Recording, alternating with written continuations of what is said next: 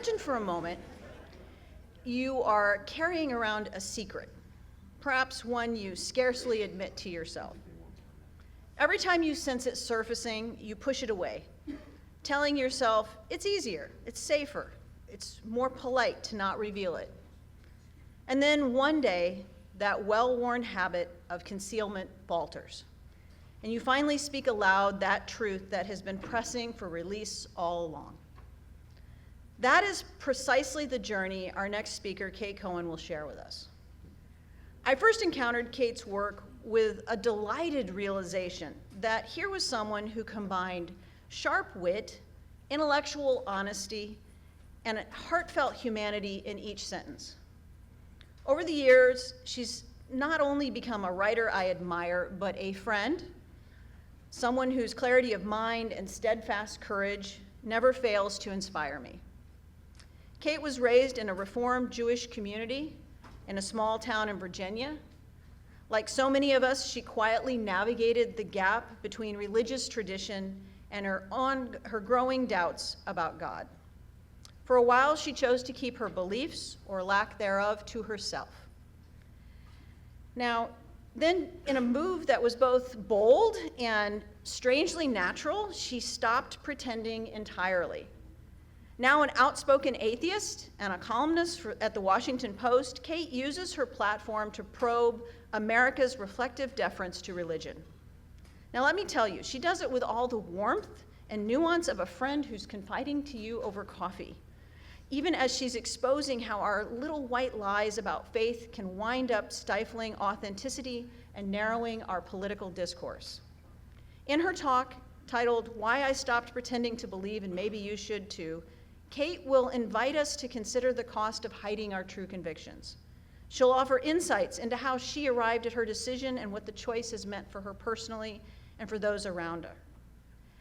Please help me in giving a very, very warm welcome to a writer, a friend, an unwavering advocate for truthful living, Kate Cohen.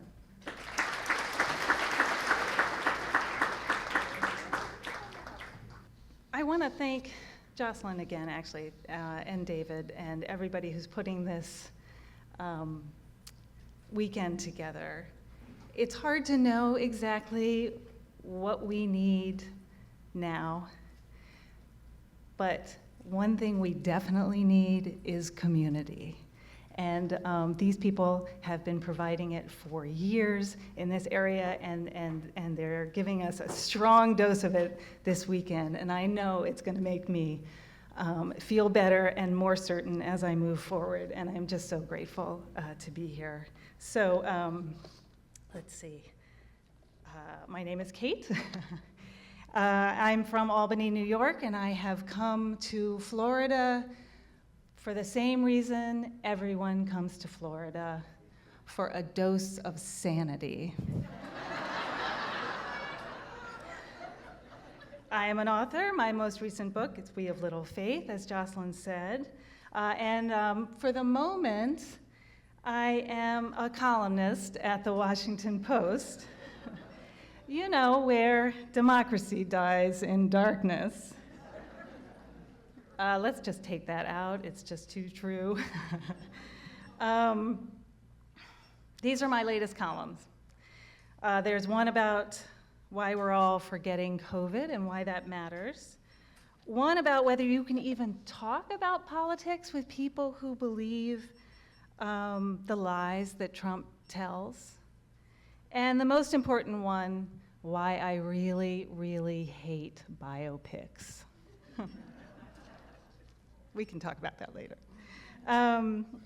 One topic I return to again and again, though, is America's deference to religion and our chronic neglect of the country's foundational innovation, the separation of church and state. I would prefer it if my country kept religion out of its laws, but on the plus side, I never run out of things to talk about, as you see. These are all mine, and they are just a fraction. And to the credit of the Washington Post, They never asked me to stop, and in fact, they welcomed me to be an unapologetic voice for atheism in their pages. This morning, I want to tell you the story of how I got to that point, how I became an outspoken atheist, why I stopped pretending to believe in God. And that story begins with why I started pretending in the first place. I grew up in the Shenandoah Valley of Virginia, a rural area in Western Virginia that you might think of as Christian plus. We had all the usual churches dotting the hillsides and the small towns of the rural South, plus, just in case you forgot that religion was supposed to be the operating system for life, we also had a large and visible contingent of Old Order Mennonites. Mennonites, Brethren, Presbyterians, Methodists, Catholics, Episcopalians, Baptists, we had a lot of churches. We had so many churches that when I was little, I didn't even know what a church was. It was like the way fish don't know what water is. That's my nursery school, and as a child, I called this the T school. See, because it has a little T on the front.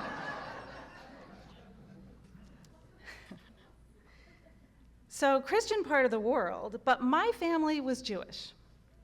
We were not a very reverent family. We weren't observant or devout, but we definitely did all the things that we were supposed to do. My sisters and I were all bat mitzvah, and we went to religious school and services at the synagogue, not just on the high holidays either. And every Friday without fail, you might even say religiously, we lit the Sabbath lights and had what we called Shabbos dinner, with blessings over the bread, the wine, and the candles. Now, the Jewish liturgy, in case you're not familiar with it, is basically just permutations and combinations of extravagant, subservient praise of a supreme being. We have Torah readings and we have rabbinic lectures every week, but most of the repeated ceremonial parts are just, "Blessed art thou, Lord our God, King of the universe, and thank you for the whatever, bread, wine, escape from Egypt, giving me a son and not a daughter." Seriously, these are all. So I, as a child, must have praised and thanked God thousands of times, but I never believed he was listening. I never believed he was real.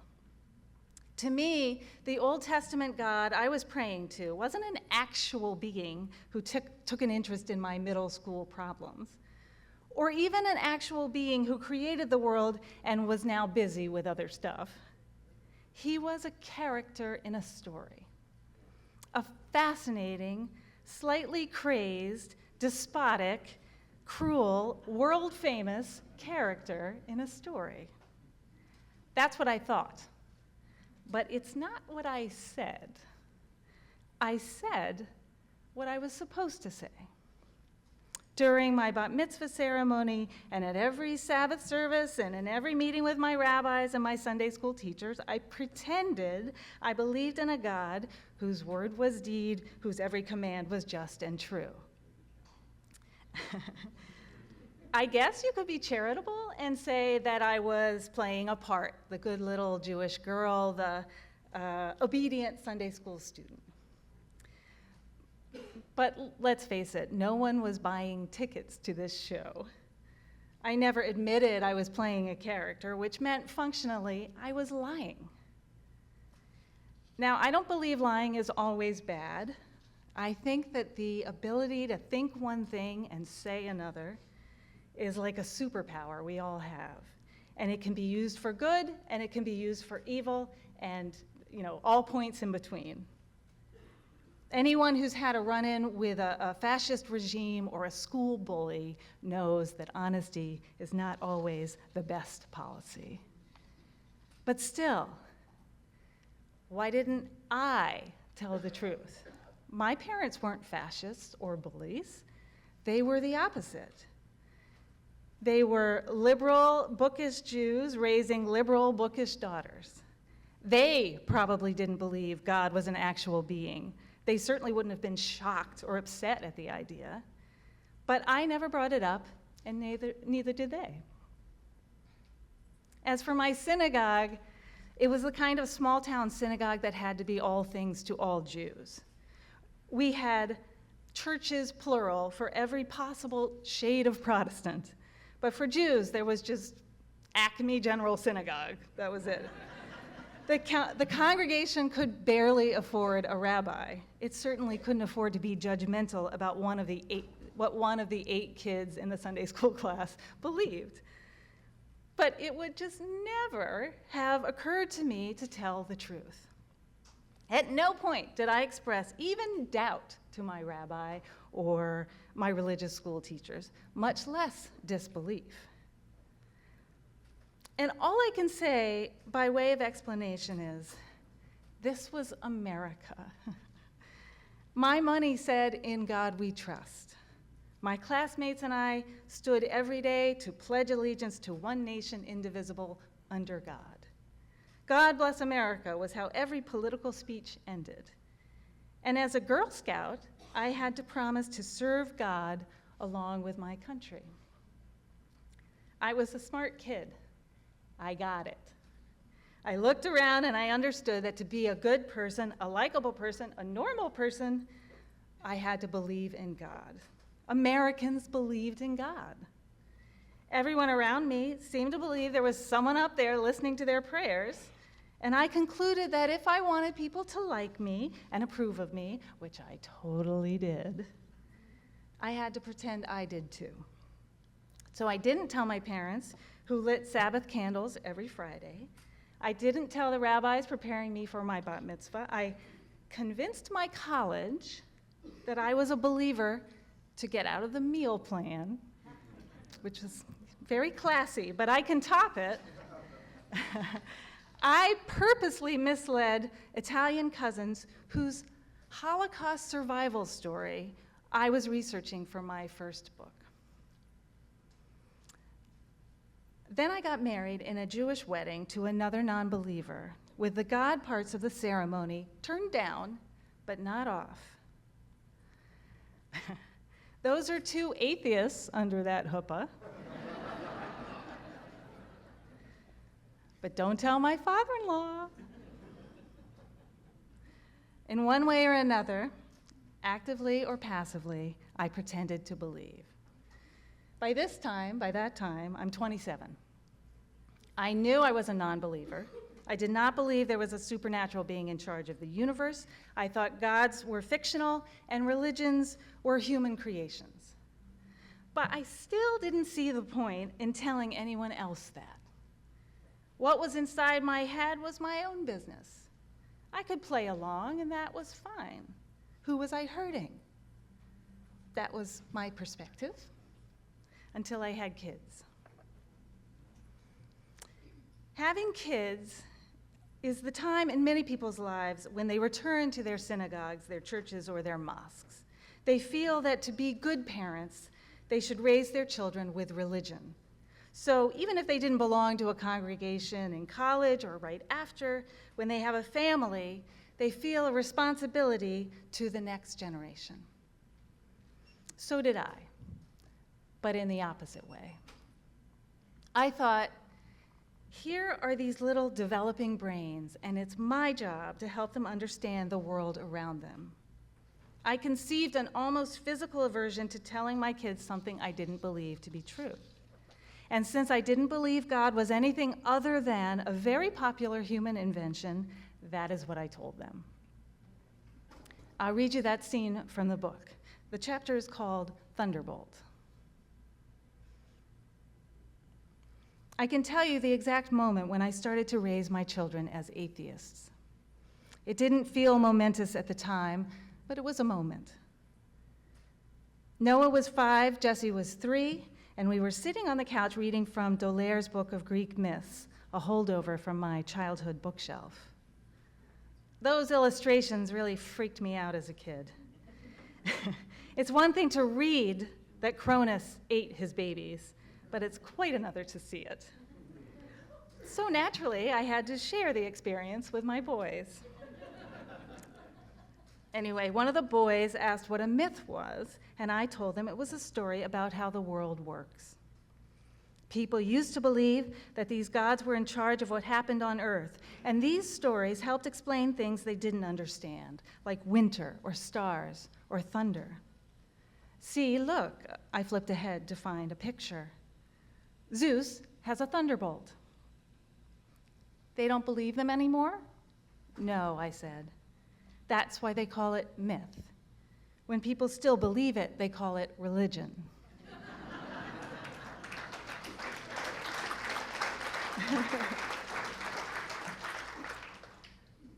Like the stories about God and Moses that we read at Passover, or the ones about Jesus and Christmas. They're just made up stories, like myths, but people still believe them. That was it, the big moment. I didn't set out to raise atheists per se. Before I had children, I certainly never planned to tell my children that religions were made up. I planned to read to them all the time and feed them food I made myself and make sure they wrote thank you notes. That was it, except for one more thing. I planned to tell them the truth. Now, I do realize that I have called lying a superpower and just described decades of pretending to believe something that I didn't. You may well ask, why didn't I just use my superpower on my kids? Lots of people do. It's really the easiest way to handle the death of the family cat. And there are a few reasons why I was determined not to lie to my children. One was that, as I said before, I sincerely felt that preparing my kids to think about and face the world was my job, and I wouldn't be doing my job if I misrepresented the world as I saw it. Another reason was that if I ever wanted to tell them in the future what I really believed, I'd have to untell them any misinformation I gave them when they were little. That's why I don't understand why parents aren't honest with their kids from the start about whether they ever smoked pot or where babies come from. They're just setting themselves up for a more difficult conversation in the future that will now include the question of why they lied before and whether they should be ever trusted again. But finally, and maybe most important to me, I just wanted to be close to my kids. And lying keeps other humans at bay. It creates a wall between you and another person. And sometimes that's a useful, even necessary wall, but it's a wall. And I didn't want that to be part of our relationship if I could help it. Still, it took me a long time to go from telling my kids gods were made up to telling other people. My kids were still gonna love me after all. They didn't know any better. I wasn't so sure about everyone else. But eventually, knowing my kids were watching, I forced myself to start being honest in casual conversation. What that looked like in reality was not this. I was much more hesitant than cartoon mom, because what I expected from the other moms was potentially horror.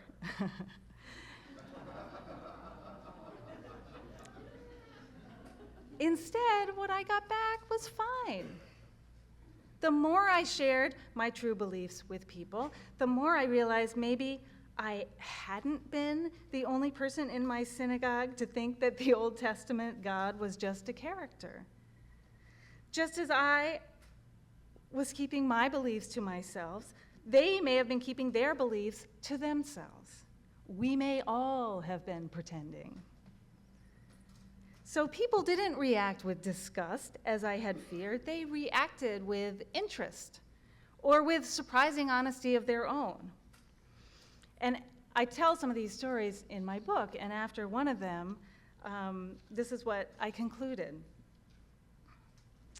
We all go around, I once did too, assuming that everyone else is a believer.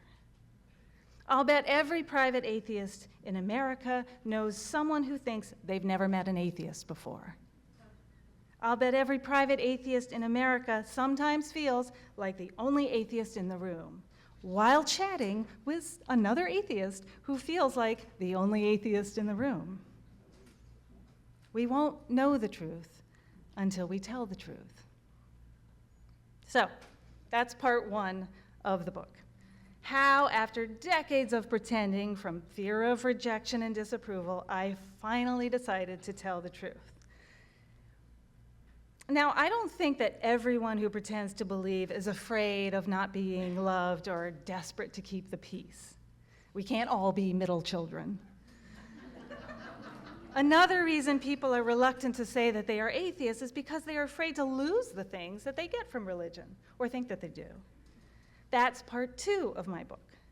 I tried to think about each thing religion can do for people and ask if we can get them another way. So part two has chapters on prayer and on places of worship. It has a chapter on holidays. Why do we need them? What makes a good one? Can we still celebrate Hanukkah? Should we make up our own holidays instead, and how do we do that? And the same with rites of passage. Are they necessary? Are they good? Is it okay to participate in a religious rite without believing in it? Morality is another major part of our lives that religion has sorted out for us, or so we're told. How do we teach our kids right from wrong? How do we know it ourselves without religion? If we don't use God's 10 commandments, do we just get to make up our own? And then there's death. The most essential thing religion does is answer the problem of death. A problem that's been plaguing us since, well, I guess forever, but especially since we became conscious of our mortality. That's why religion was invented, I believe, to create this whole fictional structure whereby what happens after we die is, ta-da, we keep on living. It's really an amazing thing we've taught ourselves to believe, or some of us have, when it's pretty clear from simple observation what happens after a person dies. So when you take away this whole fictional structure, what do you do? How do you think about death?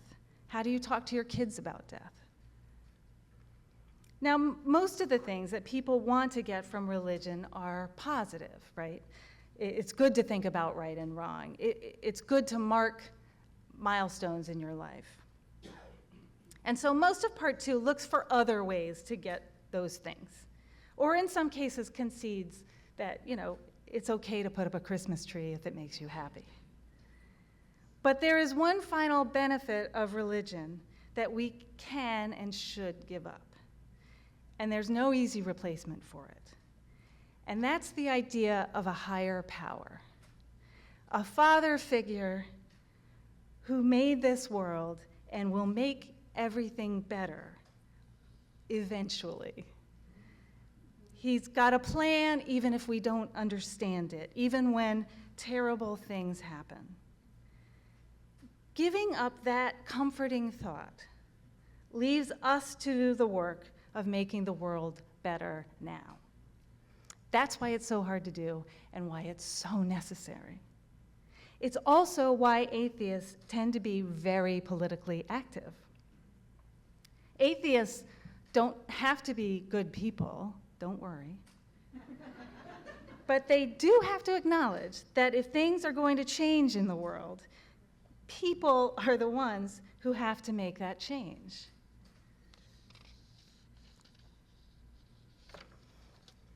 When making a case for being an outspoken atheist, that's the worldview that I focused on in the book, towards the end. But there's another element of being an atheist that strikes me as equally or even more important in this political moment. And that has to do with knowing the difference between fact and fiction. Remember, I never taught my children that God didn't exist. I taught them that he was made up. And I think that's an important difference. In the epilogue, I write, "My children have grown up with a keen sensor for distinguishing fact from fiction. They know bullshit when they hear it, but they also know great art when they experience it. Distinguishing what is real and what is fabricated has not led them to disparage the act of fabrication, far from it. My children are both enchanted by a great movie or song or story and curious about how it was made. They have become able critics and artists and cultural consumers, and, not incidentally, engaged, informed, and savvy citizens." Which brings us to this moment. You're going to hear more about the Christian nationalist takeover of America later on, when Catherine Stewart fully terrifies us. But right now, I want to pinpoint one fundamental weapon in the Christian nationalist war on America, and that is a contempt for the notion of verifiable reality, which, let's face it, kind of comes with the territory of religious belief. It makes intuitive sense, and it has been amply backed up in studies, that religious belief correlates with a tendency to believe in things that don't hold up to evidence. From when and how the world was created to how vaccines work or who won the last election. President Trump, sorry guys, the most prolific liar in our political history, has exploited this fundamental susceptibility, the fundamental susceptibility of the religious. And in this most recent election, his campaign even went from spreading lies to defending lying as a kind of truth-telling. Sounds familiar. Facts don't matter to believers, and they don't matter to Trump, and he is trying very hard to make sure they don't matter to Americans. And that job is going to be easier and easier the more religion finds its way into public schools. Sometimes religion sneaks in, as it does in Meet Baby Olivia, an anti-abortion video that is required viewing in Tennessee schools and might be soon in Florida. Nope, it's not going to happen. Good for you. Baby Olivia is not just fictional, but counterfactual.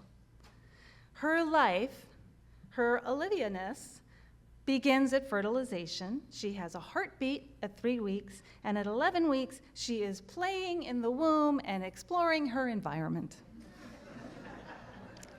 The idea that an embryo is a baby with a name and hobbies comes not from science, of course, but from the Christian notion that babies exist as souls before they are embodied. The more the Christian right dismantles the wall of separation between church and state, the more American students are going to be learning facts like these that aren't facts at all. Texas has just approved a curriculum that features lessons from Bible stories. Here's an English lesson, second grade, I believe, about Queen Esther, who in the Bible, but not in historical fact, saved the Jewish people by giving them a heads up that her husband planned to kill them. Something like that. Queen Esther would be a fine character to discuss if she were presented alongside other characters from literature. But instead, she's treated like a real person, like Martin Luther King, Jackie Robinson, Rosa Parks.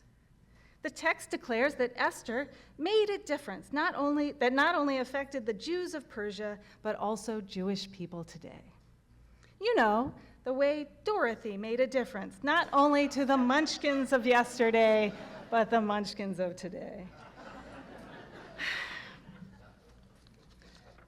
Meanwhile, West Virginia legislators are being even more direct. They want to change, this is a bill, it has not become law. They want to change the state constitution to state that the Bible is, among other things, an accurate historical record of human and natural history.